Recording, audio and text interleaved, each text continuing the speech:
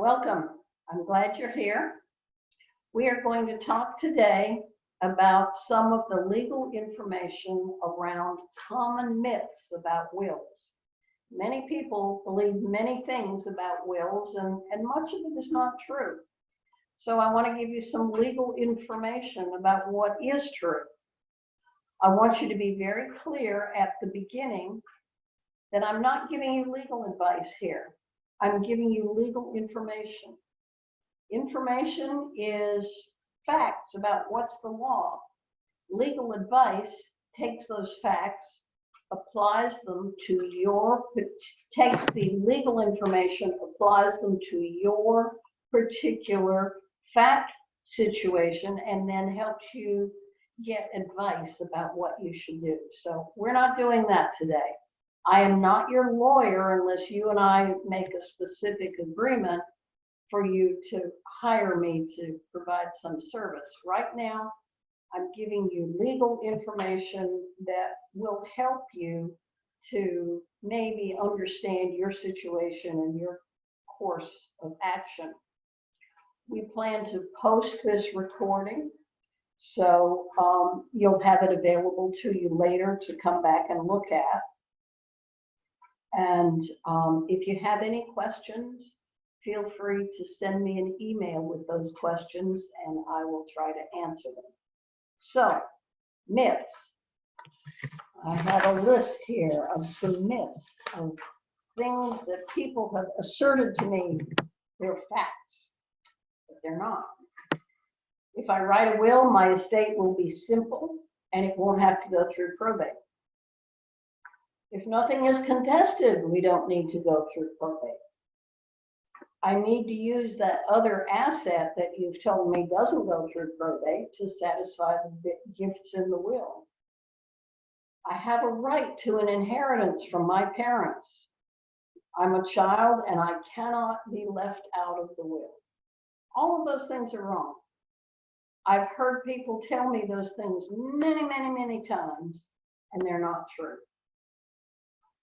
What is a will and why does it matter? A will is just a document that controls what happens to things when you die. The only thing that the will can control are things that you didn't arrange to have transferred in some other fashion. It controls what happens in probate. So you have to know what probate is. Probate is the process that goes on in the clerk of court to evaluate a will, find that it's provable, prove it, and that's where the expression probate comes from. The clerk has looked at that will and said, yeah, this is good. It's proven to be a will, and the person who's named in this will as executor can be sworn in. So the executor is not anybody or anything until the clerk says, this is a will, and this named person can be sworn in, and is then sworn in. The executor has to take an oath at the clerk's office before they can act, and then has to get what we frequently call letters testamentary. So all of that process has to happen before a will has any effect. And then the court process, the probate process, controls everything that goes on during the administration of that estate. The executor has to follow the court rules, file papers, reports, accountings, pay taxes, pay fees, pay debts, and then transmit everything that's there out to the heirs that are named in the will. So probate is just a process in court that's controlled by the court. It starts when the court says it starts. The executor doesn't have any authority just because the will was written. The important thing is to think about what's not controlled by that will. There's an awful lot of things that are not controlled by that will. That's a good thing. And that, when you're doing your estate plan, is what you need to understand and to think about. So here's some examples. You have a bank account with another person. It's joint with right of survivorship. When you die, that other person gets the bank account as a result of the signature card that you set up at the bank. Not anything you put in your will, the signature card at the bank. So if all of your money is in a bank account and it is joint with right of survivorship, it doesn't matter what you wrote in your will. There won't be anything there for your will to control. So the bequest in your will goes wanting. The same thing happens with life insurance and retirement plans. Life insurance has a beneficiary. Retirement plans should have a beneficiary, and those are the people who will get those assets.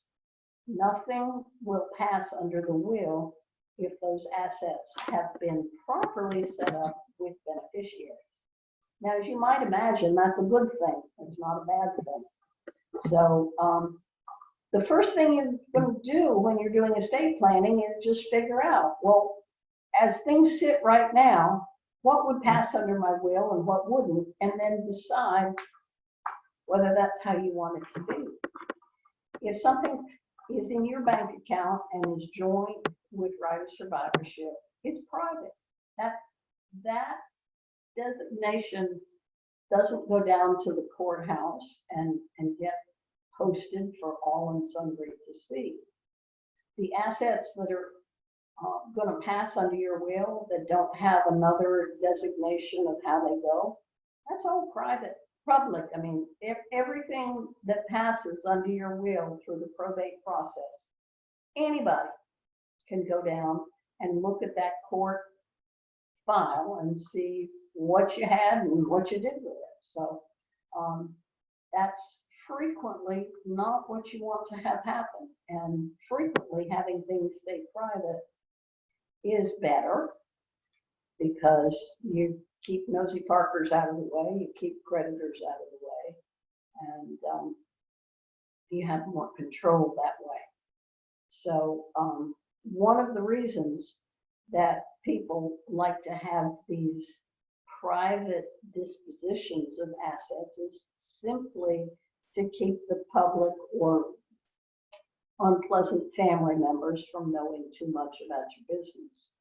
It's quicker, it's cheaper, it's easier, it's much less burden on your family to have papers to fill out to collect an insurance policy than to have to go to court first. So you need to understand how all of this plays in together and make an informed decision about what you want to have happen with your assets, and then make sure that it happens.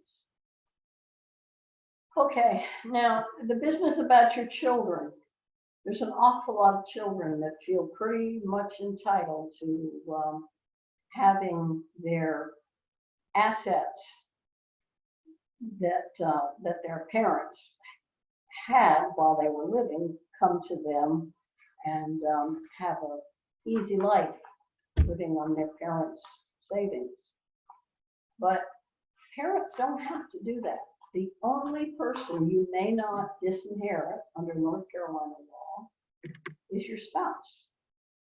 If you try to disinherit your spouse, somebody that you are legitimately married to, not separated from with a separation agreement or divorced from, somebody who is your spouse, you must leave them some, or they can dissent and say, oh, no, no, no, I want some. And so they are entitled to a certain basic amount. Children, nope. That can be good or bad, as long as you understand where you sit with that. It's important to know what you have to do, what you can't do. Many people have children who are dependent on them legitimately for some reason of disability. And they need to make very careful and frequently very painful decisions about how they manage the care for those people.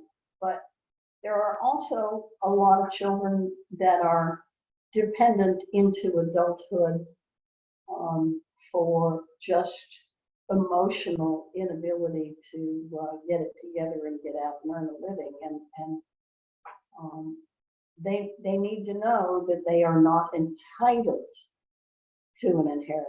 That's a gift that they receive, not an entitlement. So those are some of the common myths. And you need to think, knowing what the true facts are here, what are you going to do? You need to go through each of your assets. You need to make a list and think about each one of those assets and who you want to have get it and how you want to have them get it.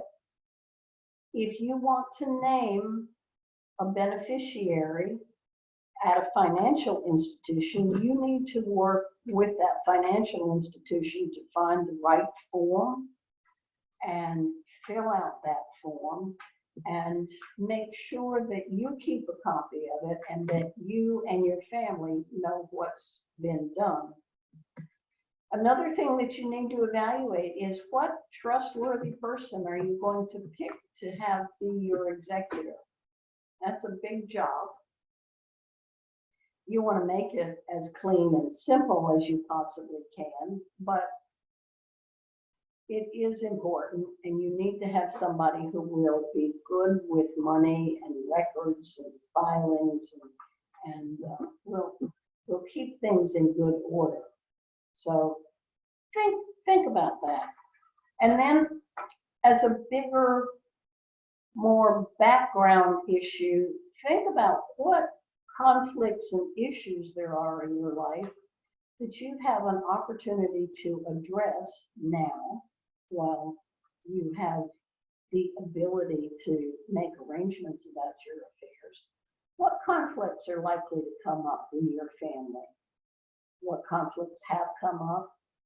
How can you forestall them?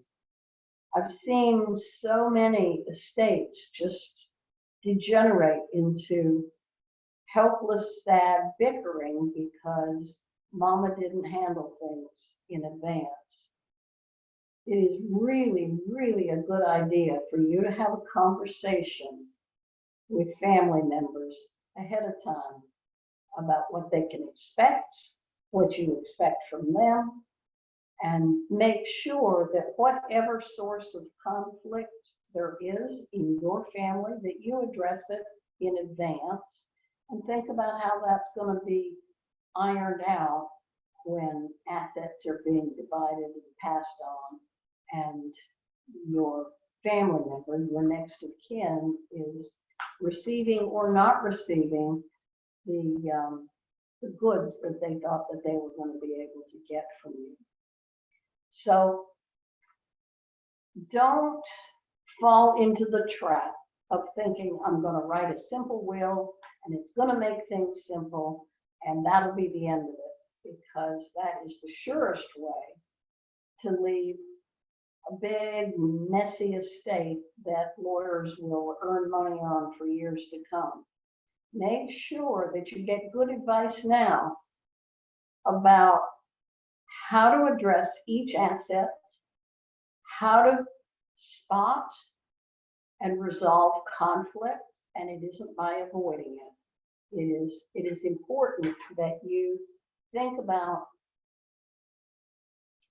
what are people going to be cranky and upset and fussing about if you're not around to settle it and get those matters hauled out into the light and resolved in advance.